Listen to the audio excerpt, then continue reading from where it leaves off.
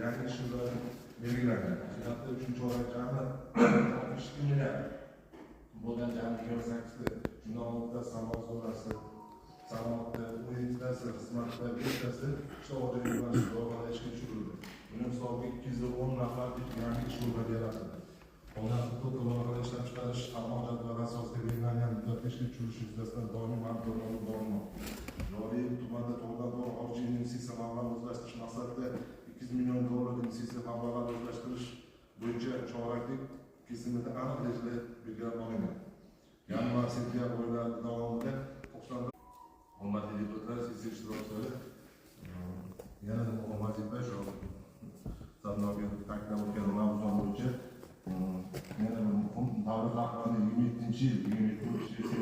27-mart kuni davlat mulkini xususiylashtirish va bo'yicha joriy yil ustuvor vazifalarni muhokama yuzasidan kengaytirilgan yig'ilishda belgilangan topshiriqlar bo'yicha yig'ilish bayoni hamda 21-apreldagi 2025 yil xususiylashtirish dasturi PQ 70-sonli farmon qabul qilingan.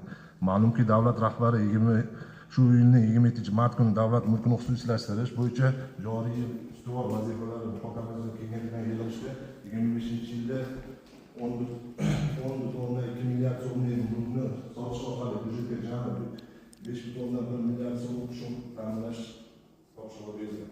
Shunda to'rtta davlat idora tashkilotlari bo'sh turgan bino va yerlarni aksar savdolarga chiqarilish hamda bu ijarasi huquqida asosida 80 ta 22 gektar qishloq xo'jaligiga mo'ljallangan yer uchastkalarini savdolarga chiqarish orqali 10 milliard 200 tushum, mahalliy byudjetga esa 5 milliard 100 o'tkazish rejalashtirilgan. O'tgan yil davrida 32 ta 20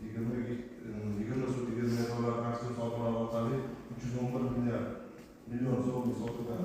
Bunga 18 ta 0,4 gektar yerlar boshlanish narxi 9 million so'mga belgilangan. Aksiya savdolar davom etyapti.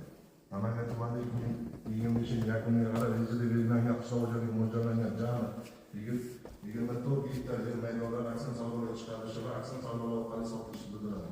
Muhtaram Prezidentimizning 25-21-aprel kuniga tasdiqlangan 25 yil xususiylashtirish dasturi to'g'risidagi PQ 70-sonli farmon ijrosi yuzasidan doimiy ishlarni amalga oshirib borishda hamda xalq deputatlar hukumat kengashi doimiy muhokama qilib borishini bildiradi.